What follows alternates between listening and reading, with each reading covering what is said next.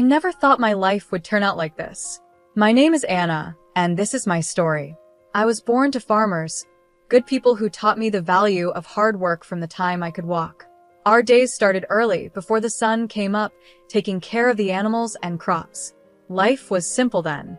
I would go to school, come home, and help out on the farm. Weekends were for spending time with family and catching up on chores. It was all I knew, and I was happy with it. But things changed after I graduated high school. My parents, bless them, wanted more for me than a life on the farm. One evening at dinner, my dad said, "Anna, we've been talking. Your mom and I think you should go to college." And just like that, my world got bigger. I packed my bags and moved to the city, a place so different from what I was used to that it felt like another world. College was an experience. The classes were interesting, but it was the people that really opened my eyes. Students came from all kinds of backgrounds, with dreams and plans I had never imagined. Then I met Scott in my third year. He was charming, confident, and so different from the farm boys back home. Scott seemed to know exactly what he wanted from life. "Life's too short to spend it working all the time," he'd say, lying on the grass outside the library. "We should enjoy it while we're young." I was hooked. He made life seem like an adventure, not just a list of chores. We started dating, and before I knew it, we were talking about getting married. When I told my parents, they were cautious. They wanted to meet Scott and get to know the man who had won my heart. After Scott's first visit to the farm, my dad said, "He seems nice enough, but there's something I can't put my finger on. Just be careful, Anna." I brushed off his concerns. What did my old-fashioned dad know about love? Scott was perfect, and our life was going to be perfect too. My parents, being the kind people they are, paid for our wedding and even bought us an apartment in the city. "We want you to have a good start," my mom said, her eyes misty. "Thanks, Mom and Dad," I said, hugging them tightly. "I promise I'll make you proud." As Scott and I stood at the altar, exchanging vows and rings, I thought my life was all set. I had a husband who I thought loved me, a good job in the city, and a bright future ahead. The first couple of years of our marriage seemed fine to me. Scott and I both worked in the city, and we settled into a routine. But looking back, I can see the signs that things weren't as perfect as I thought. "Do we really have to go to your parents' farm this weekend?" Scott would complain every time I suggested a visit. "It smells like manure, and your dad always wants me to help with something." I'd sigh and try to explain, "They're my family, Scott, and they've done so much for us." He'd grumble, "Fine, but I'm not shoveling any cow poop." I brushed it off, thinking he was just a city boy not used to farm life. I grew up with those smells and chores. But now I wonder if that was a red flag. 3 years into our marriage, I got pregnant. I was over the moon, and my parents were thrilled. "A grandchild," my mom squealed over the phone. "Oh, Anna, we're so happy for you." Scott, on the other hand, wasn't as excited. "A kid already? I guess that's okay." I figured he was just nervous and that he'd warm up to the idea of being a dad. My parents, as always, were incredibly supportive. They bought us a car and even paid for our vacations. I was so grateful, but Scott seemed to take it all for granted. "Of course they're helping us," he'd say. "That's what parents are supposed to do." When our son Peter was born, I fell in love with him instantly. But Scott struggled. He tried, but fatherhood didn't come easily to him. "Can't you keep that kid quiet?"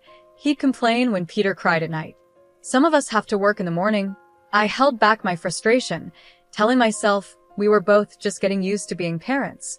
Life went on, and we visited the farm when we could, though Scott became more reluctant with each trip. "Your dad wants me to help fix the tractor again," he'd groan. "I'm not a mechanic." I'd watch my dad and Scott working together, my dad patiently showing him how to fix things while Scott fumbled with the tools, looking annoyed. Then, within a year, both of my parents passed away. I was heartbroken. "They're gone, Scott." I sobbed into his shoulder. "I can't believe they're really gone." He patted my back awkwardly and said, "It'll be okay. At least they left us the farm." His words shocked me. The farm, my family's legacy, and all Scott could think about was what we'd inherited. A few months later, Scott dropped a bombshell. "We should sell the farm," he said one night at dinner. We could buy a big house in the city and live like royalty. I wanted to argue, to fight for my family's legacy, but I was so tired, worn down by grief and the challenges of being a mom. Wasn't I supposed to support my husband's decisions? Okay, I said quietly, if you think it's best. And just like that, with a few signatures on some papers, my family's history was sold to the highest bidder. The money went into our joint account, and Scott was overjoyed. We're set for life, Anna, he said, thrilled. No more working ourselves to the bone. We can do whatever we want now. I nodded and smiled, trying to push down the emptiness I felt inside. This was what Scott wanted, and as his wife, wasn't I supposed to support him? After selling the farm, life changed. The money from the sale gave us some comfort. I'll give Scott that. We didn't have to work as hard anymore. We both cut back to part-time hours, and for a while, it felt like we were living the dream. But as time passed, I started noticing things. Scott, who had never been much of a hard worker, seemed to lose all motivation. He'd quit jobs without a second thought, always with some excuse. That boss was a jerk, he'd say, or they expected too much. I'm not a slave, you know. I tried to reason with him. Scott, we can't live off the farm money forever. We need to think about the future. He'd just wave me off. Relax, Anna. We're set for life. Why work ourselves to death? Meanwhile, our son Peter was growing up quickly. He finished high school, then college, and soon he was working and living on his own. I was so proud of him, but I missed having him around. One day, I was reading the newspaper when a name jumped out at me. It was an article about a successful concrete plant owned by Scott's Uncle John. Scott. I called out, "Did you see this article about your Uncle John?" Scott's face darkened. "I don't want to hear about that old tyrant," he snapped. I knew the story, at least Scott's version of it. His parents had died when he was young, leaving him in the care of his uncle. Scott always said John had been controlling, trying to force him into the family business. He never listened to what I wanted, Scott had told me years ago. It was always about what he thought was best, so I left and started my own life. Looking at Scott now, lounging in his robe at 1 in the afternoon, I couldn't help but wonder if there was more to the story. Maybe it's time to make peace, I suggested gently. It's been years, Scott. People change. Scott's reaction was instant and explosive. Make peace with that control freak? No way. Drop it, Anna. I let it go, but the whole thing left me feeling uneasy. There was so much anger, so much resentment in Scott's words. It made me wonder what else he was holding on to, what other parts of himself he was keeping hidden. One quiet Friday afternoon, I overheard Scott on the phone. His voice was short and cold. "I'm not interested in his life, and it doesn't concern me," he said sharply before hanging up. My curiosity got the better of me. "Who was that, honey?" I asked. Scott's face showed no emotion. "Hospital. My uncle's sick. If he dies, maybe I'll finally get something out of him." I was shocked. "Scott, that's a horrible thing to say." "He raised you?" "Yeah, and he made my life hell," Scott snapped. "I'm not going to see him. End of story." He picked up the remote and settled back into his chair. Something broke inside me. This wasn't the man I had married. This wasn't the person I thought I knew. Without saying a word to Scott, I went to the bedroom and called Peter. "Hey, sweetie," I said when he answered. "How would you feel about meeting your great-uncles?" Peter was surprised but agreed quickly. An hour later, we walked into the hospital, my heart racing. The ICU was filled with the sound of beeping machines and soft voices. There, in a bed surrounded by monitors, was Scott's Uncle John. He looked small and weak, nothing like the controlling man Scott had described. When we introduced ourselves, his eyes filled with tears. "Anna, Peter," he said, his voice soft but warm. "I've wanted to meet you for so long." For the next hour, John told us his side of the story. He explained how he had taken Scott in after his parents died and raised him like his own. "I loved that boy," John said, his voice breaking. "I wanted him to have everything, carry on the family business, have a good life. But Scott had other ideas." John went on to explain that Scott didn't want the responsibility. He said he didn't want to work hard like I did, staying up at night worrying about the business. As John spoke, I felt a sinking feeling. His words painted a picture I knew all too well. Scott demanded I sell the business, John said, shaking his head. He wanted me to give him a monthly allowance, an apartment, a car. He said I owed him a carefree life. I glanced at Peter, and I could see the same shock on his face. I told him that's not how life works, John continued.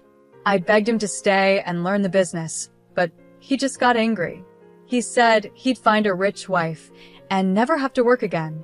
I sat in Uncle John's hospital room, and memories from the past 12 years flooded my mind. It was like I was finally seeing the truth. Scott had never kept a job for long. He always worked part-time, called in sick, and took lots of days off. I had always thought it was because he was stressed or just a free spirit, but now I understood. He would always say, "Life is for fun, Anna. Why work so hard?" A sick feeling hit me as I realized that Scott didn't marry me for love. He married me for my family's money, for the easy life he thought I could give him.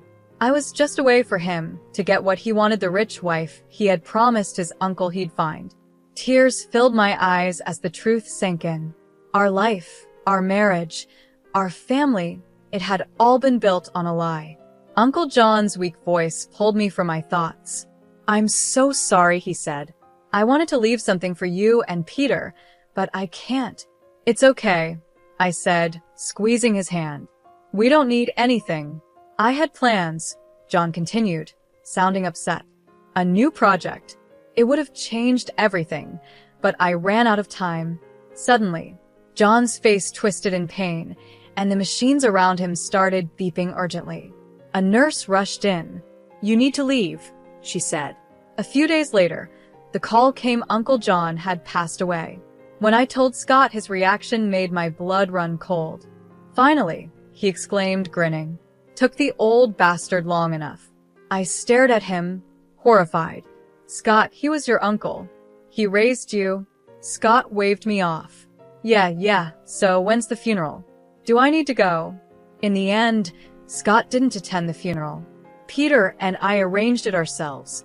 It was a small, dignified service that I hoped would have made Uncle John proud.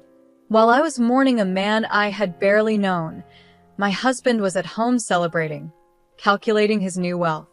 I overheard him on the phone when I got home, saying, "The factory's got to be worth at least 30 million. Can you believe it? I'm rich." I watched Scott strut around the house, bragging about his inheritance, and felt nothing but disgust. This wasn't the man I thought I'd married. He was a stranger in my husband's skin. Then things got even worse. One evening, Scott looked at me with cold eyes and said, "You know, Anna, you're getting kind of old for me. I think it's time for an upgrade." I couldn't believe what I was hearing. "Excuse me?" I asked. He shrugged, not even trying to look guilty. "You heard me. I'm rich now. I can do better." Over the next few weeks, Scott's behavior spiraled out of control. He stayed out late, coming home in the early morning, reeking of alcohol and perfume. More than once, I was left feeling like I had lost everything. I noticed lipstick stains on Scott's collar, and every time I confronted him, he'd brush me off. "Mind your own business," he'd say. "You should be grateful I come home at all." One night, as I lay awake, listening to him stumble in at 4 a.m., I realized something had to change. I couldn't keep living like this.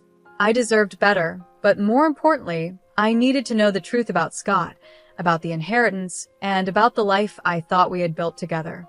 One morning, after another night of Scott coming home at dawn, I'd had enough. "Where were you?" I demanded, my voice shaking with anger and hurt. Scott rubbed his bloodshot eyes and narrowed them at me. "None of your damn business, Anna.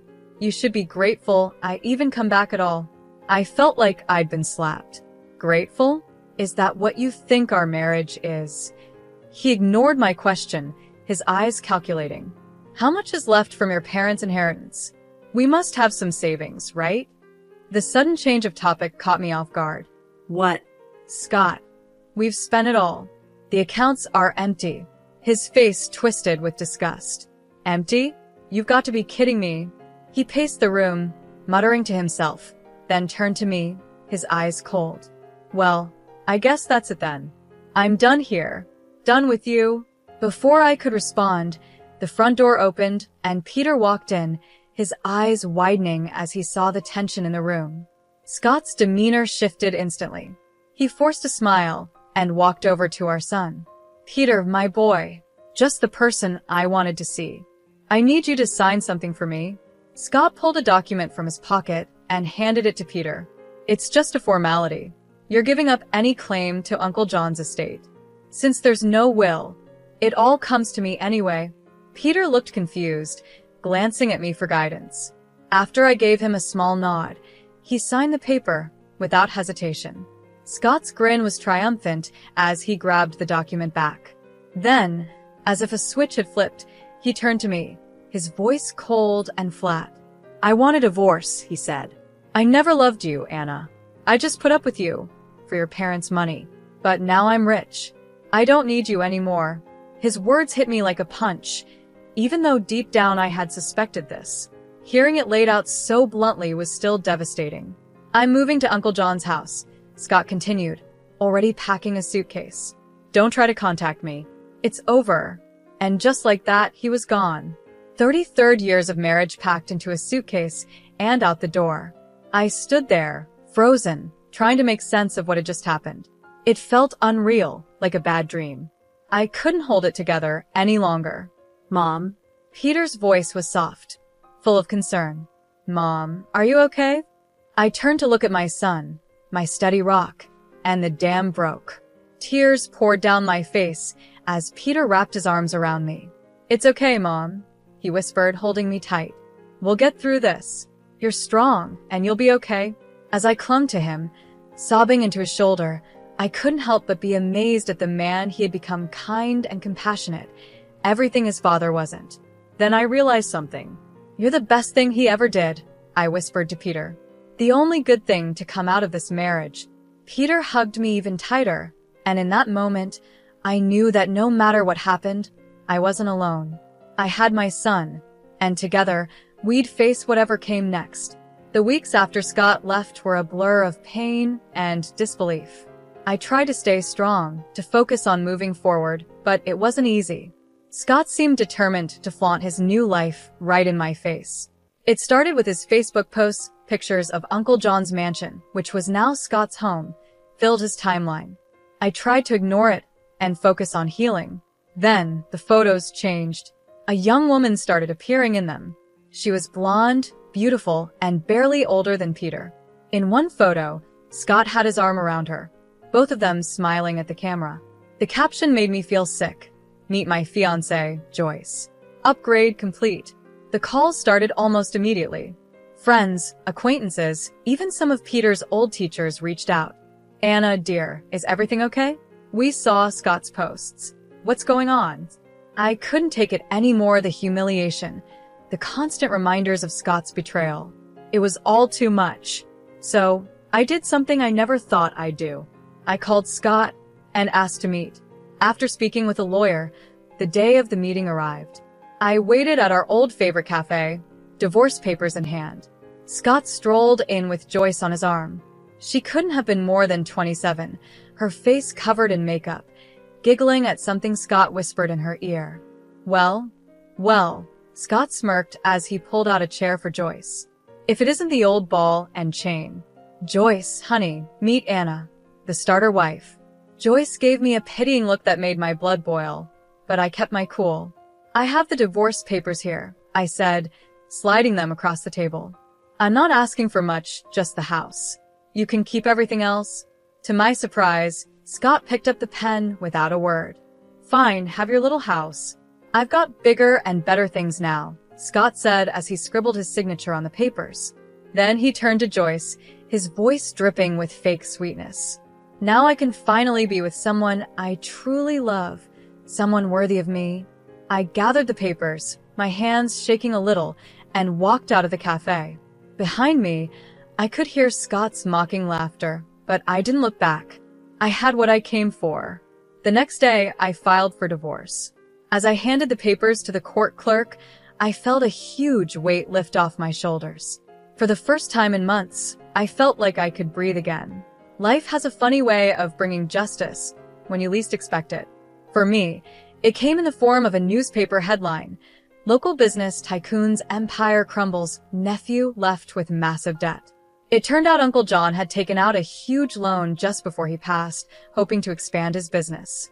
He had mentioned something about a new project during our hospital visit, but Peter and I hadn't understood the impact at the time. Now it all made sense. I watched from afar as Scott's new life fell apart. He sold the factory, the mansion, the cars, everything, and he still owed nearly $1 million. The icing on the cake? His young fiancée, Joyce, packed her bags and left as soon as she realized Scott wasn't the rich man she thought he was. I'd be lying if I said I didn't feel a bit of satisfaction. Karma had finally caught up with Scott. Then one rainy evening, there was a knock at my door. I opened it to find Scott standing there, looking nothing like the smug, wealthy man who had walked out on me months ago. He was a mess, his eyes red and desperate. "Anna," he said, his voice cracking. "I've been such a fool. I see that now. Please, can we talk?" Against my better judgment, I let him in. For the next hour, I listened as Scott poured out his heart. He told me how he had lost everything and realized what really mattered in life. "I was wrong, Anna," he said, his eyes begging. "So wrong. But now I see you were the only one who ever truly cared for me, the only one I've ever really loved." Then, to my shock, Scott got down on one knee, pulling out a small velvet box. "Anna, please give me another chance. Marry me again. Together, we can get through anything." For a moment, I was speechless. Then I did something that surprised even me. I laughed. It started as a small chuckle and grew into full-blown laughter, with tears running down my face. Scott's expression dropped. "What's so funny?" he asked, confused. When I finally caught my breath, I looked Scott straight in the eye. "Oh, Scott, did you really think it would be that easy? That you could treat me like trash, throw me away, and then come crawling back when your life fell apart?" His face darkened, and he stood up, angry. "Now listen here," he snarled. "This is my house too. I have rights." I calmly walked to the drawer where I kept the divorce papers, pulled them out, and showed him his own signature. "No, Scott, you don't. You sign away any claim to this house. It's mine. Now get out, or I'll call the cops." For a moment, I thought he might argue, but something in my face must have told him I was serious. Without another word, he turned and stormed out, slamming the door behind him. As soon as he was gone, I called Peter and told him everything. My wonderful son was, as always, supportive. "You did the right thing, Mom," he said. "I'm proud of you." Those words meant more to me than he could ever know. In the weeks that followed, I made some big decisions. The house, with all its memories both good and bad, felt too big for just me. So I sold it and used the money to buy a cozy apartment in a lively neighborhood I had always loved. At 62, I'm finding that life is just beginning. I've started traveling, visiting all the places Scott promised we'd go but never did. I've taken up painting, joined a book club, and even tried salsa dancing. Every now and then, I see Scott around town. He looks older now, worn down by his mistakes and bad choices. Life didn't turn out the way I expected, but you know what? I wouldn't change a thing. For the first time in a long time, I'm truly, completely happy being me.